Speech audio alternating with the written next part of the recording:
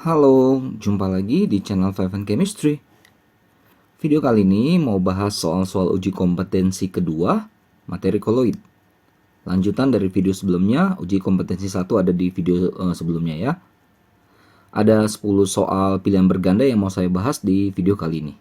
Langsung aja saya mulai ya. Perhatikan, nomor 1 ya, perhatikan hasil percobaan efek Tyndall beberapa zat cair berikut. Ada K, L, M, N, O.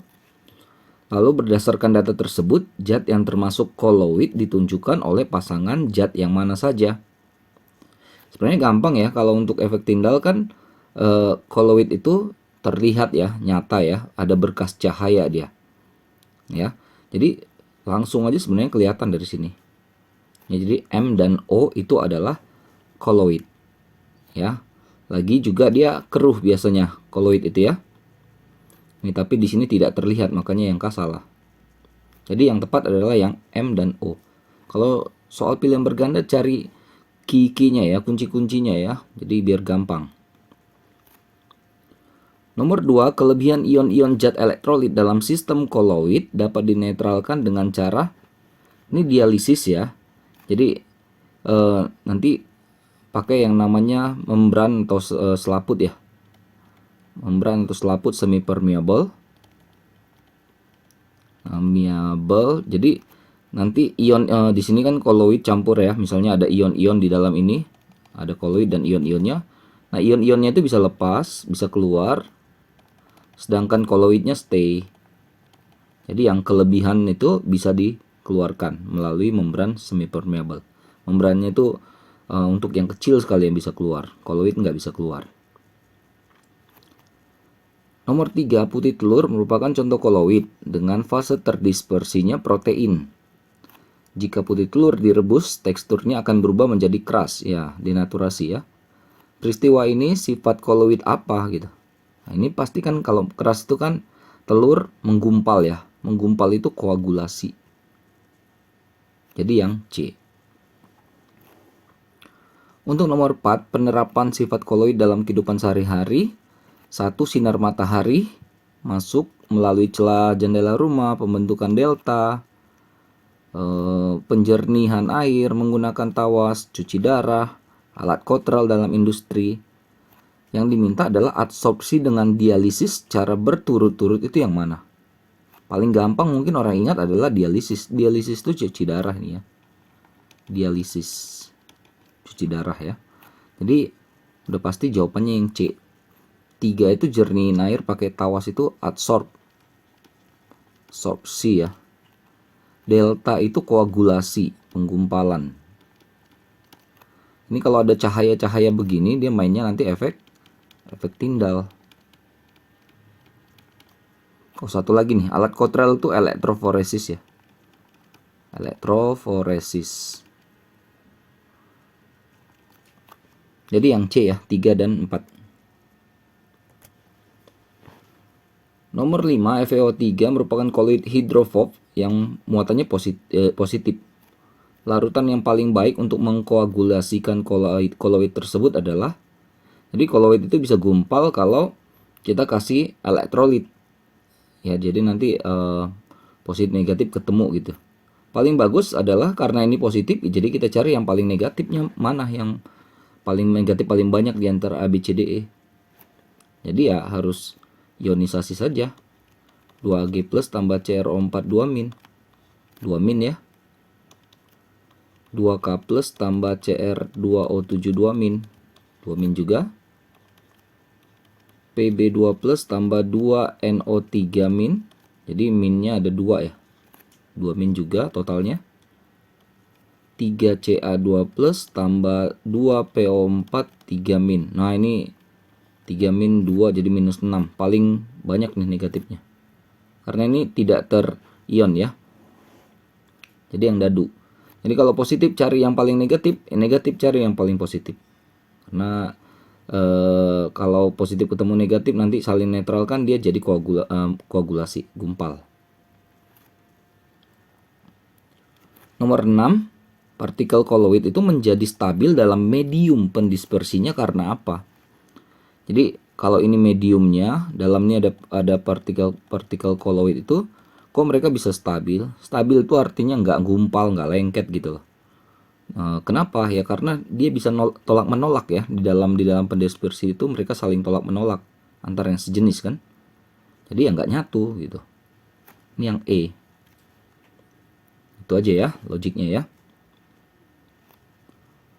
Nomor 7, partikel koloid dapat diendapkan melalui elektroforesis pakai bantuan zat elektrolit ya. Lalu dikasih arus listrik, partikel koloidnya mengendap di salah satu elektrode. Pernyataan yang tepat adalah, nah kalau kita bermain dengan elektrolit berarti kan kita bermain dengan plus dan minus. Plus dan minus itu kan muatan. Sebenarnya keywordnya di situ. Ya, jadi partikel koloid itu merupakan partikel yang bermuatan. Timbul gaya tarik-menarik antar partikel koloid bermuatan negatif dengan elektroda negatif. Harusnya negatif dengan elektroda positif. Partikel koloid saling tolak-menolak dengan zat elektrolit. Enggak juga, positif pasti tarik-menarik dengan negatif dan sebaliknya. Partikel koloid dapat menangkap elektron, ini enggak urusan ya, karena dia ini ya apa? Ion-ionnya itu yang saling negatif ke kutub positif, positif ke kutub negatif gitu ya.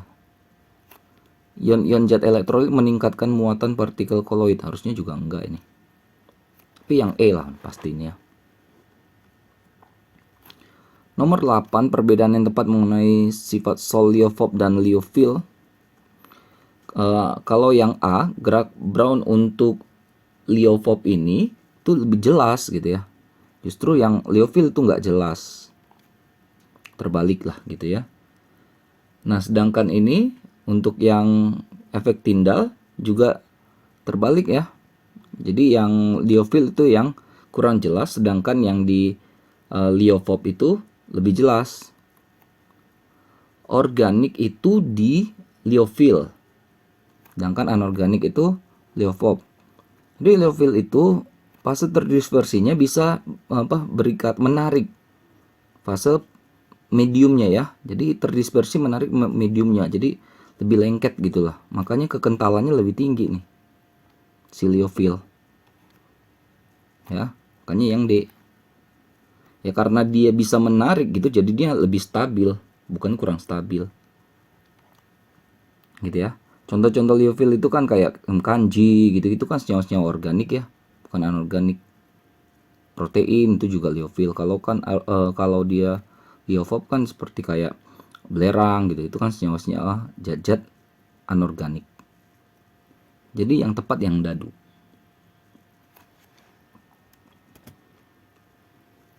9. Beberapa peristiwa berikut penerapan sifat koloid pelindung ditunjukkan oleh angka berapa saja. Mungkin paling terkenal ini ya, gelatin pada pembuatan es krim tuh supaya tidak terbentuk kristal-kristal es ya. Nah, ini lecitin juga nih pada margarin nih kalau nggak salah. Jadi dia lemak di dalam ini ya, lemak dalam margarin itu lebih stabil jadinya. Berarti 1 dan 3 yang B. Dialyzer ya dialisis. Tawas itu adsorb ya. Berarti yang koloid pelindung 1 dan 3. Yang bola. Terakhir nomor 10 ada ilustrasi gerak Brown partikel koloid. Sebenarnya kita tahu aja ya, gerak Brown itu adalah gerak zigzag, nggak beraturan, gerak acak partikel koloid dengan mediumnya. Jadi yang ditanya itu kenapa sih kok bisa ini pindah-pindah gitu-gitu ya, kayak apa, garisnya nggak beraturan gitu. Mungkin nanti kesini kesini terserah lah gitu ya, penting acak ya. Karena kita paham dulu gerak Brown itu adalah tumbukan nggak seimbang istilahnya ya, nggak teratur, acak antara partikel koloid dengan mediumnya. Yang E. Jadi gerak Brown ini yang membantu supaya koloid itu tidak bisa mengimbangi gaya gravitasi. Jadi dia nggak jatuh dalam bentuk endapan. Jadi kayak dipaksain untuk tabrak terus sehingga dia nggak jatuh-jatuh. Oke, yang E ya saya jawabnya. Mudah-mudahan bisa dipahami, bisa dimengerti, bisa membantu buat kalian yang terutama sedang mempelajari materi ini. Kalau ada kesalahan kekurangan, mohon komen di kolom komentar. Saya cuma niat membantu saja ya. Jangan lupa cek terus, update terus video-video terbaru lainnya di channel Five and Chemistry ini. Sampai jumpa dan bye-bye.